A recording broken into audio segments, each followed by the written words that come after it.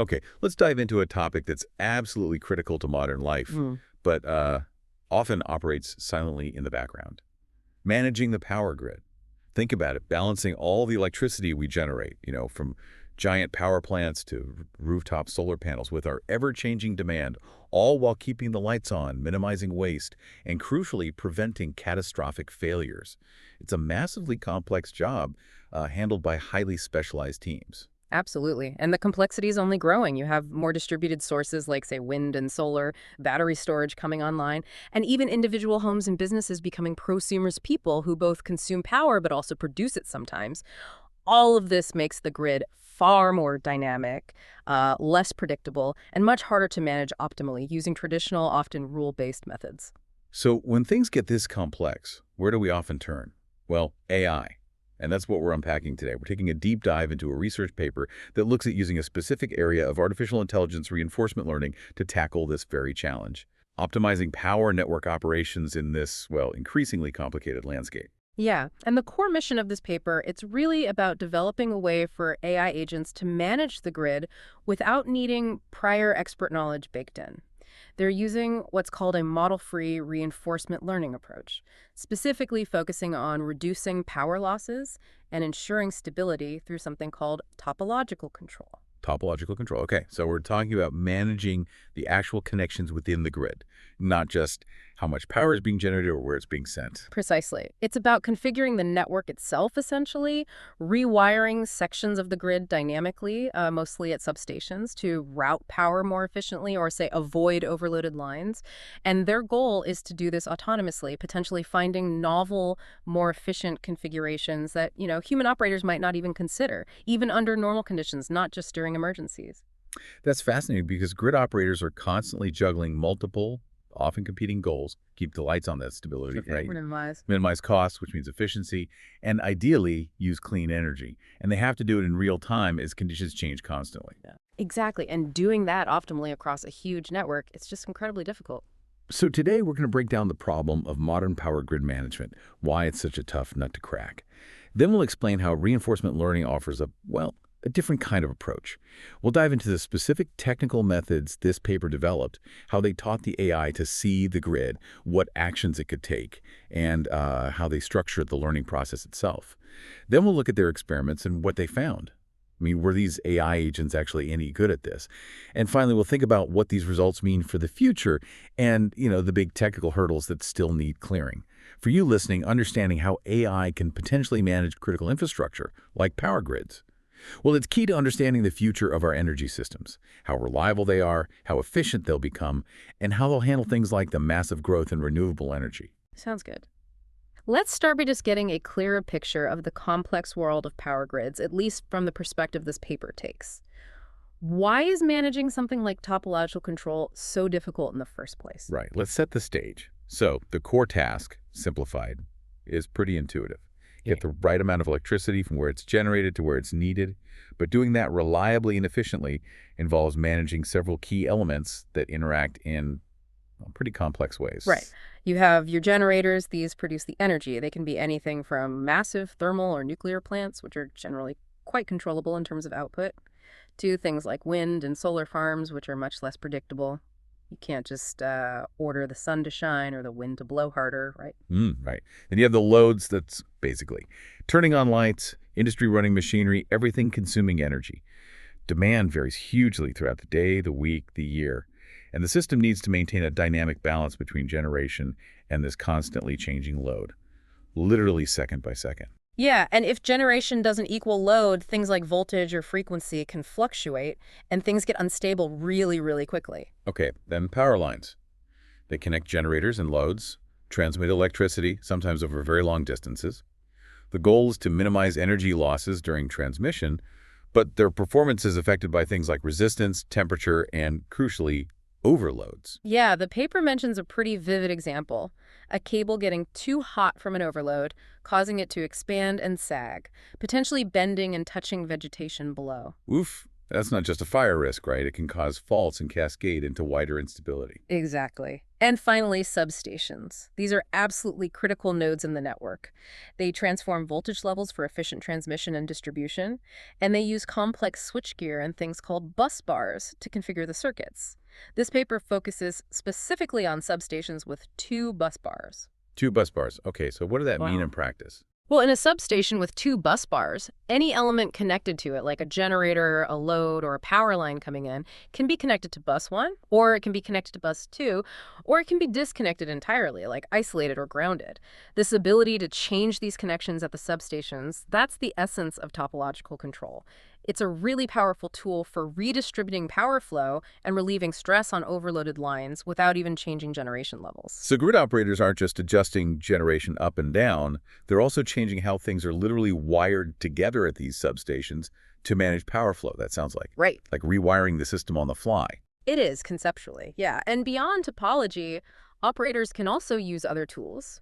There's curtailment, which is intentionally limiting generation, usually from renewables, to prevent overloads. Think of it as putting a hard cap on a wind farm's output if needed. And redispatching, which is asking controllable generators like thermal plants to increase or decrease their output to manage flow or congestion. But as the paper notes, not all sources are flexible like that. Nuclear plants, for instance, they aren't designed to be quickly ramped up or down for grid management. They really operate best at a steady state. Got it. So managing all of this, especially as topology changes across a potentially vast network, it sounds incredibly difficult. What makes it such a hard problem for traditional methods, and why is AI potentially a better approach here? Well, the paper highlights several core challenges that really make traditional approaches struggle. First, just the sheer scale of possible outcomes. There's a huge number of undesirable terminal states, basically, ways the simulation or the grid itself can fail. And this isn't just a total blackout, though that's one. It could be violating the N1 criterion. N1. Yeah. That's the rule about staying stable even if any single component fails right after you take an action. Exactly. Or it could just be not meeting demand in a specific area. Any of these ends the simulation in a bad way, and there are just so many paths to get there. So lots and lots of ways to fail or create instability. Got it. Yes. Second, there's a vast combinatorial action space. Think about it. As each substation, with multiple elements and say 3 possible connection options per element, and bus 1, bus 2, disconnected the number of possible combinations of topological changes across the entire grid at any given moment is, well, it's astronomical. You could potentially change the connection for 1 line or 2 or maybe 10 at different substations all at the same time. The sheer number of valid and effective combinations is just mind-boggling. Right. You absolutely can't just brute force check every single combination. Yeah. No way. Exactly. And third, it's really hard to explore new or potentially better operating strategies safely without risking grid stability in the real world. Traditional methods often rely heavily on prior expert knowledge, rules about how the grid should be configured in different scenarios, or they use computationally expensive security analyses to simulate the impact of proposed actions before taking them, which is slow, it limits the possible actions you can even consider, and it requires experts to define all those rules beforehand. Which goes back to your earlier point about increasing complexity, renewables, prosumers, Yeah. all making the grid less predictable. Relying solely on static expert rules just gets harder and harder, doesn't it? Precisely. So the paper's big goal, the real aim, is to develop a model-free reinforcement learning agent, one that doesn't need that pre-programmed expert knowledge or those computationally heavy security checks beforehand. It should learn by doing in simulation by trial and error, essentially how to make topological changes autonomously to achieve objectives like reducing power losses, potentially even finding novel configurations experts might not have thought of. That's a pretty significant leap, isn't it? Moving from rule-based or simulation-heavy control to autonomous learning. Okay, so let's unpack the AI approach they chose, reinforcement learning. For anyone maybe less familiar, can you give us the basic idea and how it applies here? Sure. The analogy often used is B.F. Skinner's concept of operant conditioning from psychology. Basically, it's learning through interaction with an environment and getting feedback, in the form of rewards or maybe penalties. If you take an action and get a positive outcome, a reward, you're more likely to take that action again in similar situations in the future. If you get a negative outcome, like a punishment or just no reward, you learn, well, not to do that again. So the AI agent in this case takes an action in the simulated grid environment, say changing a connection at a substation. The environment then tells it what happened, did it improve power flow, did it cause an overload, and gives it some kind of reward signal. And the AI learns which actions in which grid situations lead to higher rewards over time. Exactly. In computer science, this is formalized as a Markov decision process, or MDP. You have an agent interacting with an environment. The environment is in a specific state at any given time that's the current condition of the grid. The agent looks at the state and chooses an action from a set of possible actions, those topological changes we talked about. Taking that action causes the environment to transition to a new state. The grid reconfigures based on the action, and the agent receives a reward based on how good that outcome was. And the ultimate goal isn't just getting a single reward, right? It's about finding the best policy, the Yeah. strategy or function that tells the agent what action to take in any given state to maximize the total expected cumulative future reward over the long run. It's about long-term success, not just immediate gain. Right, exactly. And the paper uses a family of RL algorithms called actor-critic agents. These are interesting because they train two components simultaneously and they kind of work together. The actor and the critic makes sense. Correct.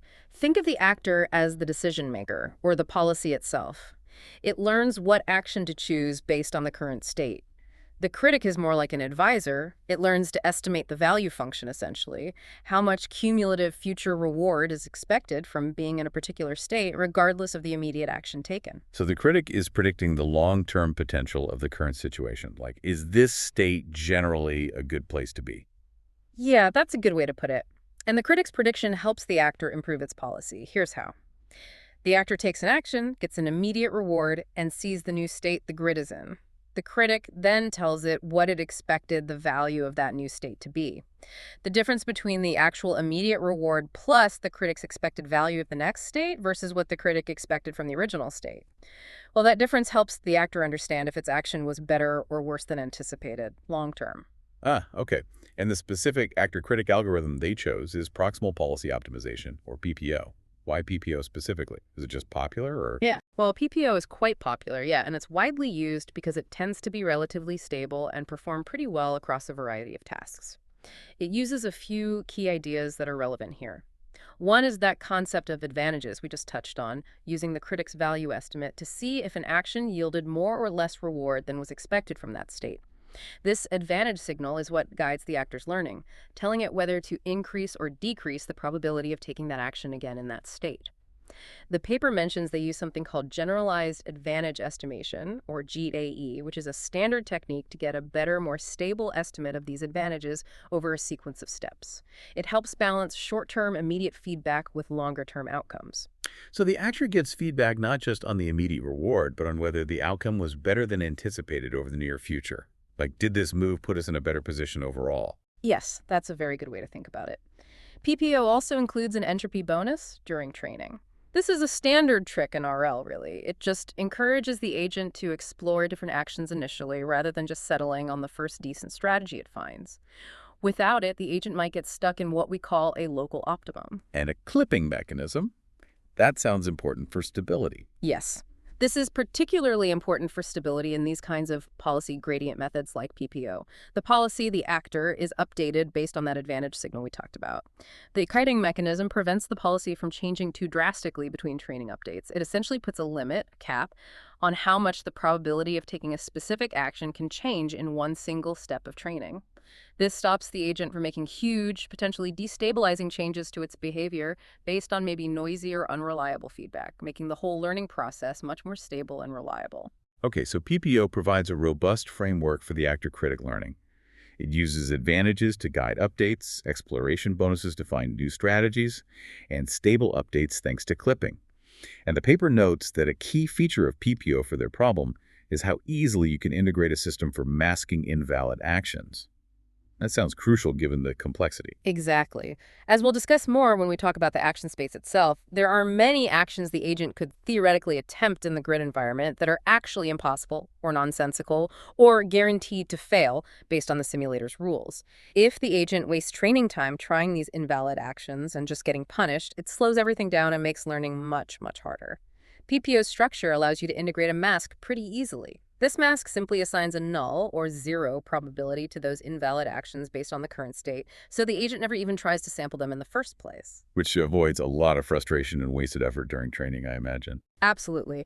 And this brings us neatly to the environment itself, where all this learning actually happens. They used an open source framework called Grid2API. Grid 2 API. Tell me more about that. Yeah, it was proposed by RTE, who are the French transmission system operator, specifically for a competition called L2RPN, which stands for Learn to Run a Power Network. It's essentially a high-fidelity simulator that abstracts away the really complex physics of the power grid. It provides a standard interface for RL agents to interact with, much like other popular frameworks you might have heard of, like OpenAI's GYM environment. So the researchers don't have to build a power flow simulator from scratch. Grid 2 API provides the realistic rules of how the grid changes when the agent takes an action, like how power flows, what gets overloaded, what causes a failure, Yeah. all that stuff. Correct.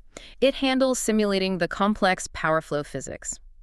The researchers then define the key RL components: how the agent perceives the grid state, what the agent sees as its observation, the set of possible actions the agent can attempt to take, and crucially, the reward function, how the agent is scored for its actions and their outcomes. And Grid 2 API also defines when an episode or a simulation run ends.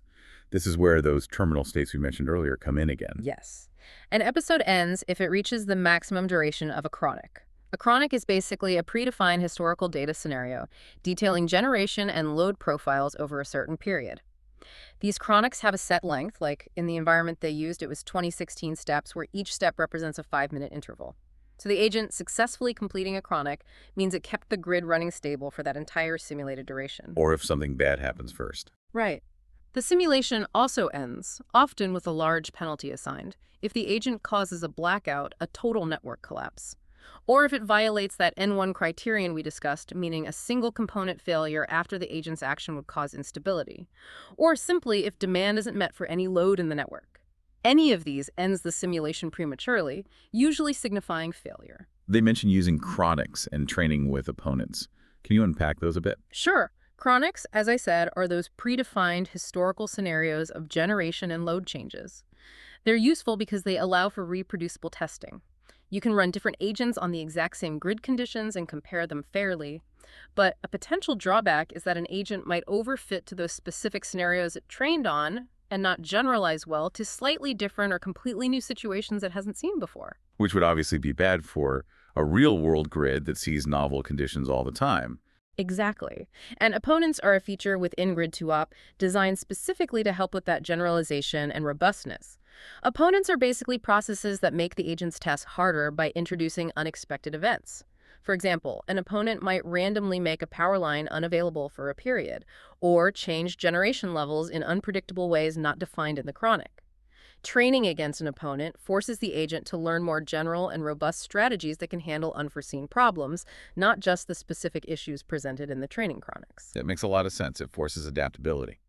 The paper also spends significant time talking about the challenges with the action space in Grid 2 API and categorizing different types of actions. Why is that so important? This is a really crucial point because that vast combinatorial action space is one of the core difficulties of this problem. Grid2API actually categorizes actions based on whether they are correct, meaning interpretable and executable by the simulator. That's what you want. Illegal, meaning not feasible in the current state, like trying to act on a component that's currently under maintenance. Ambiguous, meaning they just don't make sense, like trying to operate a non-existent element number 999. Or erroneous, meaning they lead to a state that the underlying power flow simulator just can't solve, maybe due to numerical instability. Okay. And the key insight from the paper here, building on what we discussed with PPO and masking, is that you can't just rely on Grid 2 API to flag these bad actions and punish the agent after the fact. You need to design your agent or its action space to avoid the illegal and ambiguous actions proactively using that masking technique. Exactly. Allowing the agent to waste time trying invalid actions, getting errors, and maybe learning slowly from penalties is incredibly inefficient during training. It's much, much better if the agent is prevented from even attempting them in the first place.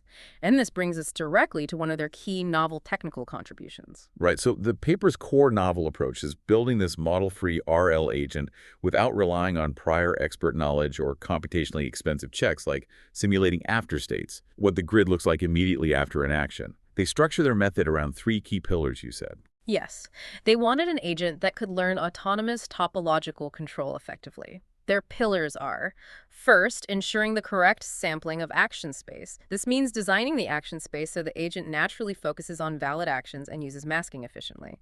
Second, using correct state formalizations, representing the grid state in a way that the AI can learn from effectively. They explored different ways the AI can see the grid, which is crucial. And third, implementing dynamic masking of undesirable actions, actively preventing the agent from trying invalid actions in real time during operation based on the current grid state. Okay, let's break down pillar 2 first. How they represented the power grid state, the observation for the AI. How does the AI actually see the grid? This seems fundamental. It really is. How the agent sees the grid state is the input to its neural network model, and it's absolutely critical for performance. A good representation helps the agent distinguish different situations better and learn the right policy more effectively. The paper compares three different observation formalizations, going from simple to more complex, structured data. Starting with the simplest, which they call the flat observation. What's that? Right. This is the most straightforward approach you could take. You basically take all the relevant measurements and statuses from the grid, things like voltage levels at substations, active and reactive power flows on lines, generator outputs, line capacity limits, like how full a line is, whether a line is currently connected or disconnected, and you just flatten them all into a single long vector of numbers. So just a big list of numbers describing the state of the entire grid at that moment. Essentially, yes. The technical implication is that while it's simple to implement and works with basic feed-forward neural networks, it completely loses the structural relationships and the topology of the grid. The AI gets the numbers, but it doesn't inherently see how things are connected to each other. It has to somehow infer all those complex relationships just from the numerical values themselves. Which seems like a pretty major limitation for a task specifically focused on topological control, doesn't it? It certainly can be. And to address this potential limitation, they explored graph-based representations. The next approach they looked at is the substation graph. Okay, this sounds much more promising for actually capturing the grid's topology. How does it work? It is more promising.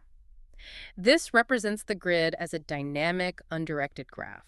Now, the nodes in this graph don't represent the physical substations directly, but rather the unique connection points at each substation. Because elements like lines or generators can connect to different bus bars or even be grounded within a single substation, that single physical substation might correspond to multiple nodes in the graph at any given time, depending on how things are currently wired up. This means the number of nodes in this graph can actually change dynamically depending on the grid's current topology. Wait, so the structure of the graph itself changes size depending on the connections. No. That's a dynamic graph. That sounds complex to handle. It is, yes. It's a dynamic graph structure.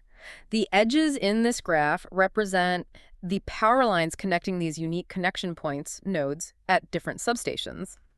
The paper shows this visually in their figure 1, how a substation might be represented by just one node if everything is connected to a single bus bar, but can split into two or more nodes if elements are connected to different buses within that substation. And they list the features associated with these nodes and edges in Table 1. It includes things like power flow information, voltage magnitudes and angles for the nodes, and line-specific data like capacity limits and cooldown timers for the edges. Okay, so this substation graph captures the substation-level topology and how it changes dynamically. It provides a much richer picture than just a flat vector of numbers. Right. Then there's the third approach they tested, the element graph. How does the element graph differ from the substation graph?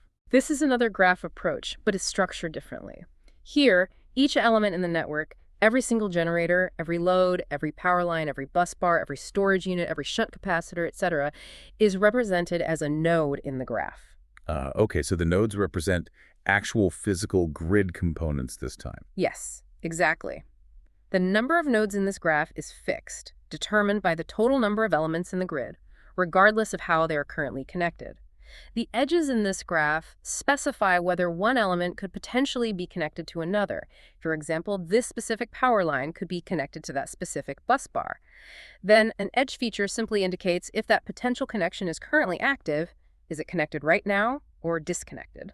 Okay, so the structure of this graph, the nodes and potential connections, is static. It's always the same set of components and possible links, but the information on the edges changes dynamically to represent the current connections. That's conceptually quite distinct from the dynamic nodes of the substation graph. Precisely. Figure 2 in the paper illustrates this representation. Every element gets its own node, and edges exist where connections are physically possible. Table 2 then lists the features they associate with these nodes. These include general features like power, voltage, and angle for all nodes, but crucially, they also include element type specific features. So for generators, you might have normalized power, ramp rates, min uptime, downtime, costs, and its type, like wind, solar, thermal, encoded. For bus bars, maybe cool down timers. For power lines, things like their capacity limit, overflow status, cool down timers, maintenance status. The AI gets detailed information specific to what each type of component can do or is currently experiencing. And this element graph approach, Yeah. the one with type-specific features for each component node, you mentioned it's inspired by previous work using graph neural networks for things like solving power flow equations. Yes, the paper notes this connection.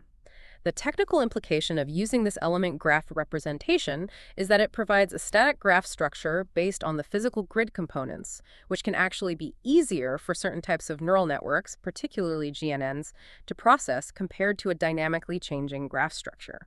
Plus, it allows the model to easily incorporate detailed, type-specific features that are highly relevant to operational decisions, like knowing a generator's ramp rate limits. Okay, so you have these potentially powerful graph representations, the dynamic substation graph and the static element graph. But you mentioned standard RL libraries like Stable Baselines 3, SP3, which they used, are typically built to handle simple flat vector inputs for the state. How do you get from a complex graph structure like these to a vector the PPO algorithm can actually use? That's exactly where graph neural networks, or GNNs, come into play. GNNs are a specific class of neural network models designed precisely for processing data structured as graphs. They work by iteratively aggregating information across node neighborhoods, allowing the network to learn representations that capture the graph structure.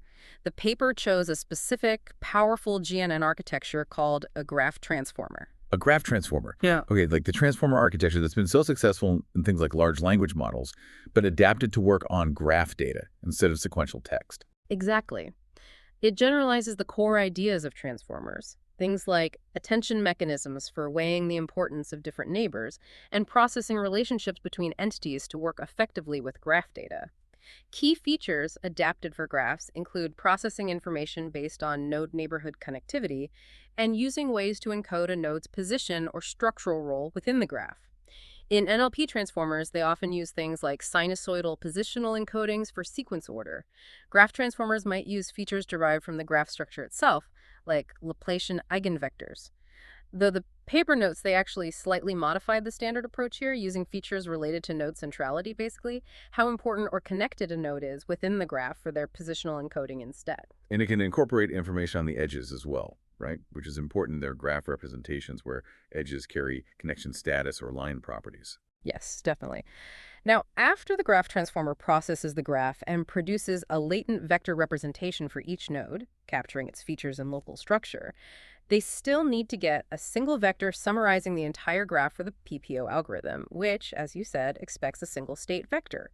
They do this using a relatively simple technique called a mean readout operation. They just take all the latent vectors produced by the graph transformer for all the nodes in the graph and calculate their average. Figure 3 in the paper shows this whole process quite clearly. The graph goes in, the graph transformer processes it layer by layer, and then a mean readout operation aggregates everything into a single output vector for the RL agent. They also made some other modifications to the standard graph transformer, didn't they? Besides using centrality features for positional encoding. Yes, and this is important. Specifically for the element graph representation, they added type-specific linear projections for different element types generators, loads, lines, buses, etc., before feeding the initial node features into the main graph transformer layers. This aligns with that previous work using type GNNs for power flow analysis and allows the model to better process and distinguish the features specific to different kinds of grid elements right at the input stage. The overall technical implication of using the graph transformer, especially with these modifications tailored for power grids, is that it's designed to preserve and effectively utilize the rich structural and type-specific information present in the graph observations, something that the flat observation processed by a simple feed-forward network just cannot do. This should theoretically give the AI a much better understanding of the grid's configuration and state. Okay, that makes sense. So we've covered Pillar 2, how the AI sees the grid using different graph representations and a custom graph transformer. Now let's circle back to Pillars 1 and 3, which seem to go hand in hand. Designing the action space and implementing dynamic masking. This is all about how the AI agent actually does things in the environment, and, crucially, how they ensure it doesn't try impossible or nonsensical actions. Yeah, as we discussed earlier, avoiding invalid actions, those illegal, ambiguous, or erroneous ones, is a really big deal in Grid 2IP because the combinatorial action space is enormous, and a huge fraction of the theoretically possible combinations are just nonsensical or physically impossible at any given moment. Training by simply letting the agent attempt them and get punished is incredibly inefficient. It wastes computation and slows down learning significantly. So their solution is to build this avoidance mechanism right into the action space definition in the training process directly, using that dynamic masking idea. Right. They developed what they call a maskable topological action converter, or TAC. The core idea is to structure the action space in a way that directly reflects the actual meaningful topological options available at substations for each element, and then use dynamic masking to eliminate the impossible or invalid options based on the current grid state in real time. Can you give some examples of how the action space is structured using this tag? Sure. They design the action space such that each network element that can have its topology changed, like a generator connection, a load connection, or power line connection at one of its ends, has a specific, discrete set of meaningful topological options associated with it. For example, for a generator connected to a substation that has two bus bars, the agent can choose one of exactly four specific actions for that particular generator. Action 1, connect it to ground, which effectively disconnects it. Action 2, do nothing, leave it as it is. Action 3, connect it to bus 1. Action 4, connect it to bus 2. Okay, that's much more structured and interpretable than trying to choose from like a huge flat list of abstract action numbers. Exactly. It maps directly to the physical possibilities. For a load at a two-bus bar substation, they define three options. Do nothing, connect to bus 1, or connect to bus 2. Disconnection doesn't make sense here because unmet load is defined as a failure state in Grid 2IP.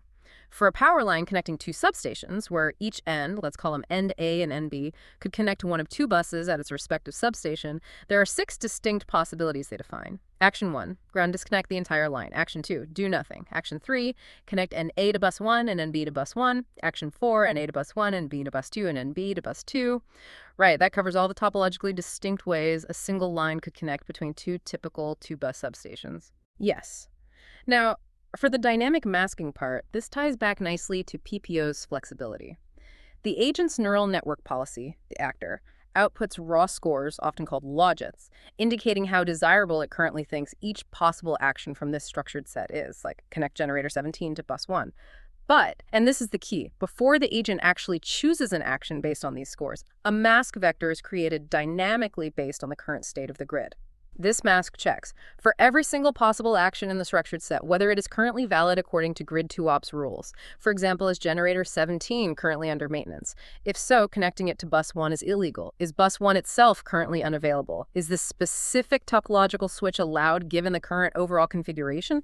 The mask encodes all these validity checks. And if the mask says a specific action, like connect generator 17 to bus 1, is invalid right now, Its corresponding logit score is effectively set to negative infinity. Then, when the probabilities for sampling actions are calculated, usually using a softmax function over the logits, any action marked as invalid by the mask gets assigned a probability of exactly 0. The agent simply cannot choose it. Figure 4 in the paper visually shows this loop. The observation, the grid state, feeds into a module that creates this validity mask, and this mask is then applied to the raw output of the policy network, the logits, before the final action is selected and sent to the environment. so the agent is effectively forced to choose either a valid connection change from the allowed set, or if all the connection change options for a particular element are masked out, maybe that element is under maintenance or something, it's forced to pick the do-nothing option for that specific element. This prevents it from even attempting impossible or illegal actions. Exactly. This is a really critical piece for making the training process both efficient and safe within the simulation environment.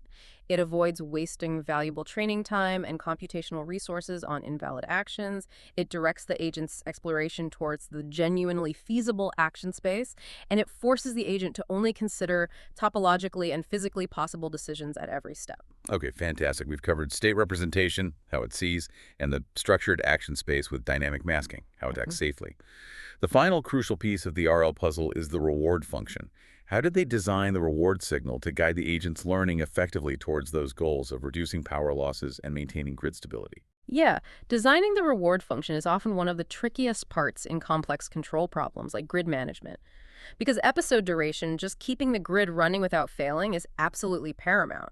You want the agent to learn to keep the grid running for as long as possible, and ideally operate it efficiently while doing so. A poorly designed reward function might accidentally incentivize the agent to end the episode quickly, maybe by crashing the grid deliberately just to stop accumulating large negative rewards if things are going badly. This is sometimes called the crash early behavior in RL. Ah, right. So you don't want to punish failures too severely at each individual time step, maybe? You want to reward sustained, successful operation over time more. Kind of, yeah. They aim to design their reward function to be mostly positive at each step where the grid is stable and operating, and not overly penalizing for minor inefficiencies or temporary difficulties.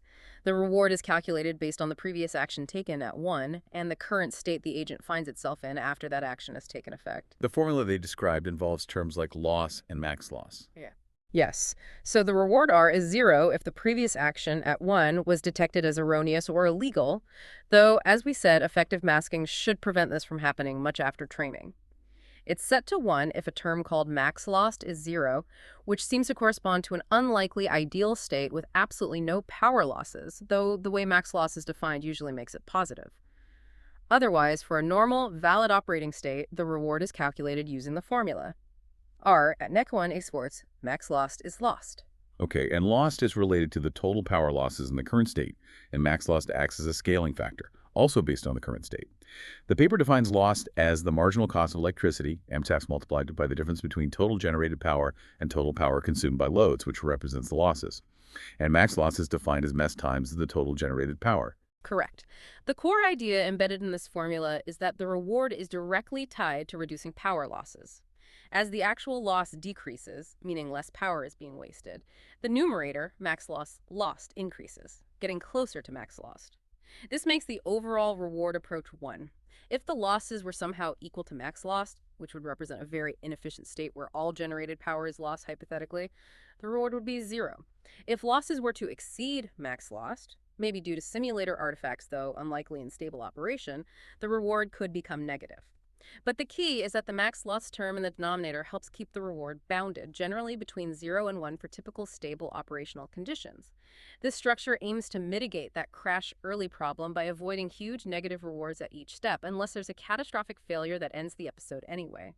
It provides a consistent positive signal for improvement. So the agent is primarily incentivized at each step to take actions that reduce power losses, which is a direct measure of operational efficiency and cost. And the structure of the reward encourages it to pursue this goal over time without just giving up and crashing the grid when conditions are maybe suboptimal but still stable. That's exactly the goal of their reward design, to align the AI's learning signal directly with the real-world operational objective of efficient, stable operation, specifically focusing on minimizing power losses in this case. And that covers the whole setup. The problem, the AI approach, RL, PPO, actor critic, how they set up the environment. Grid 2 UPO, chronics, opponents. Define the AI site, observations flat, substation graph, element graph with GNNs, its actions, TAC with masking, and its motivation, the loss-based reward function. Let's finally get to the results. How do they actually test all these different configurations, and what do they find when they put their different AI agents to the test against each other and the baseline? Okay, experiments. They used a simulated 5-substation environment provided by Grid 2 IP. It's a smaller network compared to real grids, but still complex enough to pose significant control challenges. They had 20 different historical scenarios, those chronics we talked about, numbered 0 through 19. Each chronic simulated 2016 steps, with each step representing a 5-minute interval of grid operation. Crucially, they held back chronics 17 and 19 purely for testing. The agents never saw these two scenarios during the training phase, so evaluating on them gives a measure of generalization to unseen conditions. The other 18 chronics were used for training and validation during development. And the baseline they compared against was the simple do-nothing agent, right? The one that just passively observes. Yes, an agent that simply takes no action at any step. This is a valid strategy in Grid 2 Op, and honestly, Often a pretty decent one, especially if the grid is already in a relatively stable configuration. So beating the do-nothing agent and actually achieving better efficiency or stability purely through learned topological control is non-trivial. The L2RPN competition metric they reference actually scores the do-nothing agent at zero point 0 by definition. And to make the training more robust and prevent the agents from just memorizing the training chronics, they added variability, didn't they? Like limiting episode length and randomizing starting points. Right. They limited the training episodes to 864 steps, which is about 3 days of simulated time, instead of the full 2016 steps. And they randomized the starting point within each of the 18 training chronics, allowing the agent to start anywhere from 0 to 4 days into the simulated scenario. This effectively gave them 90 unique training environments, 18 chronics, 5 different potential start jumps within each. They trained the different agent configurations, different observation types, trained with or without an opponent across these dynamic environments, sampling uniformly. And then they evaluated the final trained agents in deterministic mode, meaning exploration was turned off. The agent just followed its learned policy on all 20 chronics, including the unseen test ones. And they tested them both with and without an opponent active during evaluation to see how robust the learned policies were under those adversarial conditions. Correct. They wanted to see performance on familiar chronics, completely unseen chronics, and how well the agents held up when faced with unexpected events introduced by the opponent during the test run. Appendix A in the paper provides a lot of the detailed parameters used for the simulation environment itself, like allowing a very large number of simultaneous topological changes. They set it to 9999 to give the agents maximum freedom to explore actions. It also details things like the overflow thresholds for lines and the cooldown timers for reconnecting components after an action. It also details the hyperparameters used for the neural networks and the graph transformers, things like the size of hidden layers, the number of attention heads in the graph transformer, and noting those specialized input layers for the element graph node types. They also mentioned the specific entropy bonus used during training for exploration, which was 0.01. Okay, so they compared agents using the different observation vectorizers, flat obs, substation graph, element graph, trained both with and without an opponent against that do-nothing baseline. What did the results look like? Let's start with the rewards optimization during training. How well did they learn the reward function? Figure 5 in the paper shows the average training reward curves over millions of training steps. On the left side of the plot, you see the agents that were trained without an opponent present. On the right side, you see the agents trained with an opponent, making things harder. What you notice immediately is that training without an opponent generally leads to higher average rewards being achieved during the training process itself. The agents seem to learn to maximize the reward better in that simpler setting. However, you also see much higher variance in performance across different training runs. The shaded bands around the average curves, which represent standard deviation, are noticeably wider. Right. And conversely, training with an opponent active during training leads to lower average rewards achieved during training. Yeah. Which makes intuitive sense. Right? It's a harder task, so they can't optimize the reward quite as highly on average. But the really striking thing is that it results in much tighter, more stable learning curves with significantly lower variance.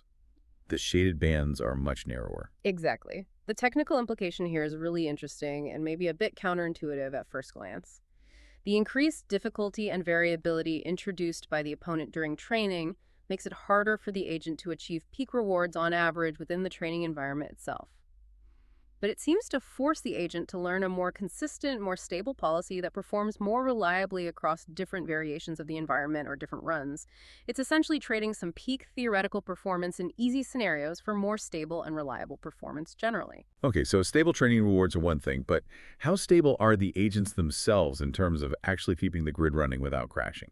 This seems like the more critical measure of success, right? And this is where that steps to complete, or S2C metric, comes in. Precisely. S2C is a metric designed to measure exactly that, robustness and stability. It measures how many training steps an agent needed before it could consistently complete the full 2016 steps of a specific chronic without failing, meaning no blackouts, no N1 violations, no unmet load, and all subsequent deterministic evaluations conducted on that specific chronic without an opponent present during the evaluation.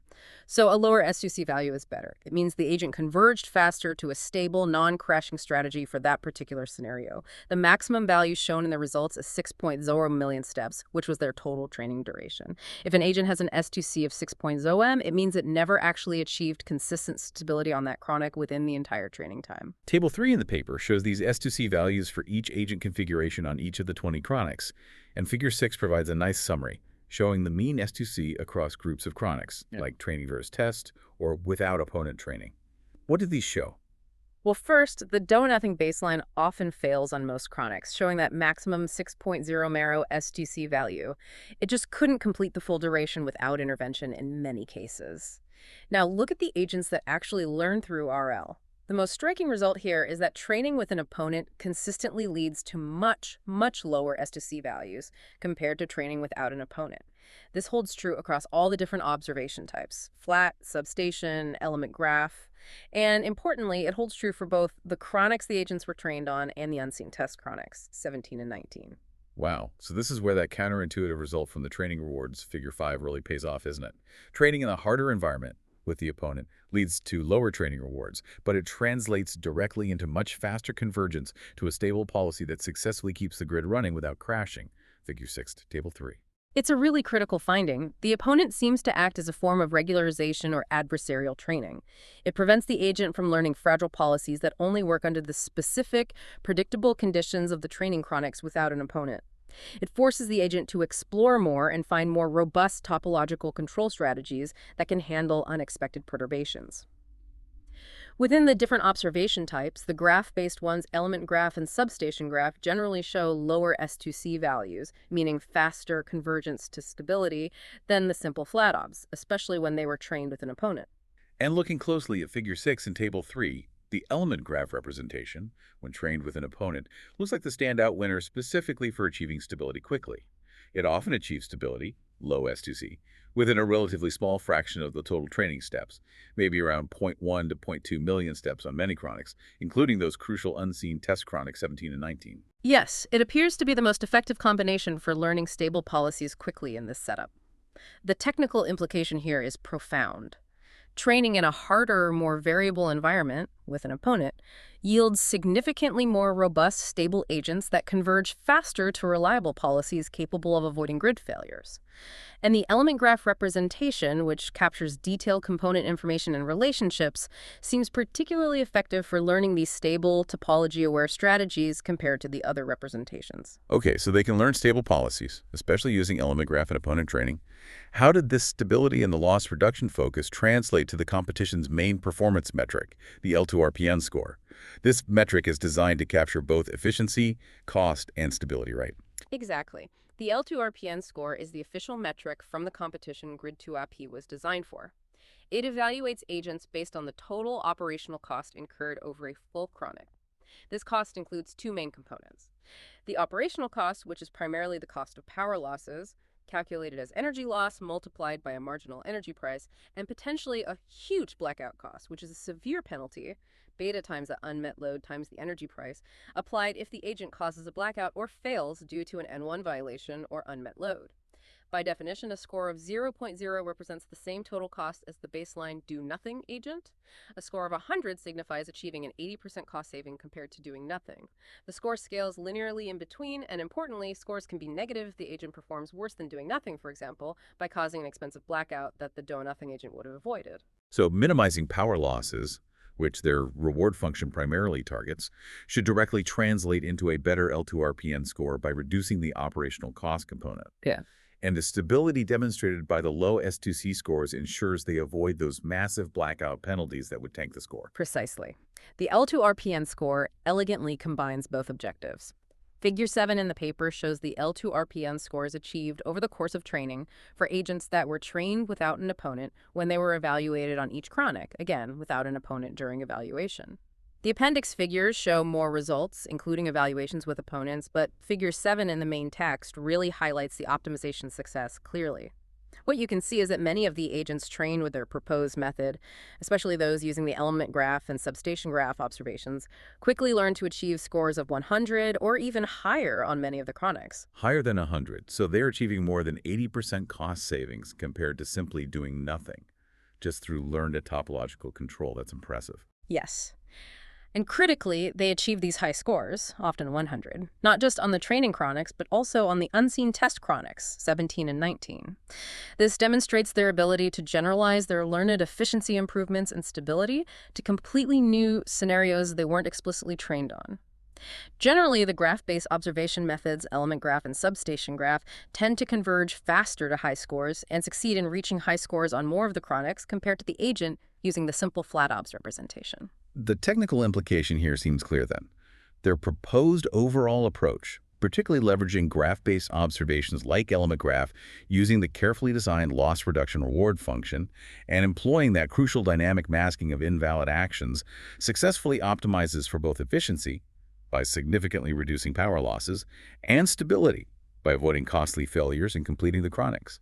This results in substantial operational cost savings compared to a passive approach, and the learned policies generalize well to unseen grid conditions. Absolutely. Bringing all these results together, the key technical takeaways from the paper are pretty clear and compelling. First, it demonstrates that it is possible to develop model-free RL agents for this complex, safety-critical task of power grid topological control without needing to explicitly encode prior expert rules or heuristics. The agent can learn effective strategies from interaction. Second, designing a masked topological action space, like their tech, is absolutely vital for training efficiency. It avoids wasting resources on invalid actions and focuses the agent's learning on the feasible decision space. Third, formalizing the grid state as a graph, particularly using the element graph representation, which captures component types and relationships, significantly improves the resulting agent stability and convergence speed compared to using a simple flat vector representation. Giving the AI better structural awareness pays off. Fourth, training with an opponent, while it might seem counterintuitive because it lowers average rewards during training, actually produces much more robust and stable agents that converge faster to reliable policies capable of handling unexpected events. Adversarial training helps. And finally, the overall approach successfully achieves the objective of minimizing power losses while maintaining grid stability, generalizes this performance to unseen scenarios, and achieves significant cost savings compared to the baseline of simply doing nothing. So what does this all mean for the big picture then? It sounds like this research presents a solid technical foundation, a viable path towards building autonomous AI agents that could potentially manage complex critical infrastructure like power grids more effectively. Yeah. It shows real promise for improving operational efficiency by reducing energy losses, enhancing reliability by learning robust control strategies that avoid failures, and potentially facilitating better integration of variable renewable sources like wind and solar by dynamically managing power flow to accommodate them. It's definitely a significant technical step forward. It demonstrates effectiveness in a simulated environment by tackling fundamental challenges head-on. How do you represent the complex grid state effectively for an AI? How do you define and manage the vast action space safely and efficiently? And how do you train agents that are robust enough to handle variability and generalize to new situations? They provide concrete answers and demonstrate they work in simulation. Now, the paper is also commendably upfront about the technical challenges that remain and what this work doesn't cover yet. Scalability seems like a huge one, right? They used a 5-substation network. Yeah. Real grids are orders of magnitude larger. Absolutely critical. That's probably the biggest immediate question. Their experiments were conducted on that relatively small 5-substation network.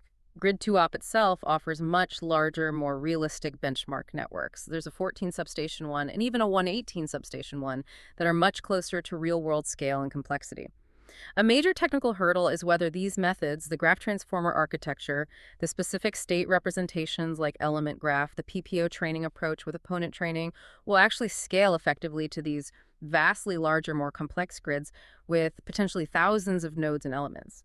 Training complexity often explodes with scale in both reinforcement learning and graph neural networks. It's not guaranteed that what works well on 5 substations will work well or even be trainable on 118. That requires significant further research and possibly new algorithmic or architectural innovations. And they focus primarily on reducing power losses as the main optimization goal in the reward function. What are all the other objectives that real grid operators have to care about simultaneously? Right. That's another key area for future work.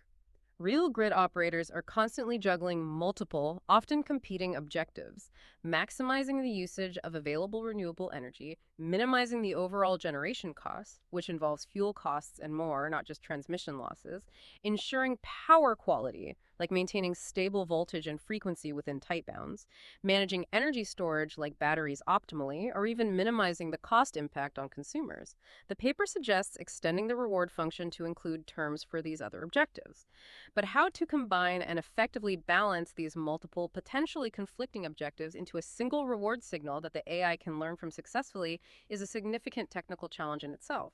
It falls under the umbrella of multi-objective reinforcement learning.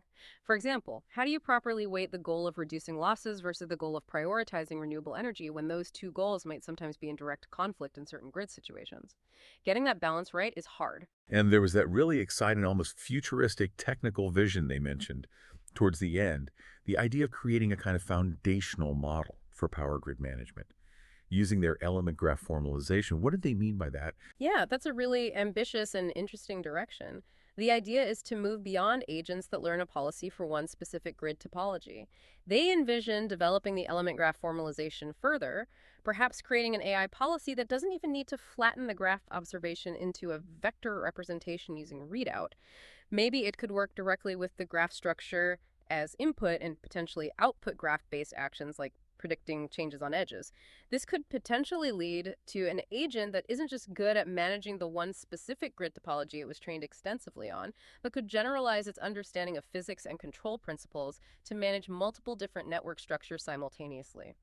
Perhaps even grids it has never encountered before, just based on understanding their component types and how they're connected via the element graph representation. What specific technical innovations in GNN architectures, attention mechanisms, and RL training methods would be needed to achieve that level of generalization across fundamentally different grid structures? Well, that's a fascinating and complex open research question. It's really pushing the boundaries of what we can currently do with GNNs and achieving broad generalization in reinforcement learning. And of course, the elephant in the room is always real-world deployment. The paper is focused entirely on simulation, which is absolutely essential for safety and development in this domain.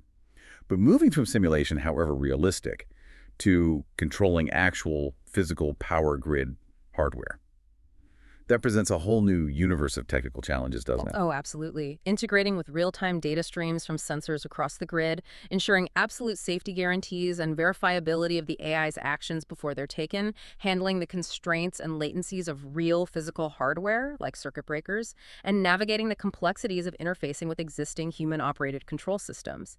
That sim-to-real gap is enormous and involves a host of difficult technical and engineering problems beyond the core RL algorithm itself. Indeed. The simulation work is a vital proof of concept and development platform, but bridging that simulation to reality gap safely and effectively is a complex technical feat in its own right. So let's leave our listeners with this provocative thought, building on everything we've discussed today. If AI agents, like the ones explored in this paper, can genuinely learn to manage complex safety-critical systems like power grids by interacting with a realistic simulation and learning from a carefully designed reward signal, crucially, without needing explicit human expert rules encoded for every single possible situation, what other complex infrastructure systems out there could potentially benefit from similar model-free reinforcement learning approaches? Maybe think about large-scale industrial processes, complex urban transportation networks, or maybe dynamic routing and communication networks. And perhaps more importantly, given the significant technical challenges highlighted in this paper regarding scalability to larger systems, handling multi-objective optimization, and achieving true generalization across diverse structures and unforeseen events, what do you think are the most significant technical hurdles that still need to be overcome before we can realistically expect to see these kinds of autonomous AI systems widely and safely deployed in our critical infrastructure? Yeah, and thinking about how you actually build confidence, trust, and maybe even formal verifiability into systems that fundamentally learn through trial and error and simulation, that's another huge technical and maybe even philosophical challenge for real-world deployment in these critical domains. Absolutely. It's a future filled with truly fascinating possibilities, but also driven by some very demanding technical challenges ahead.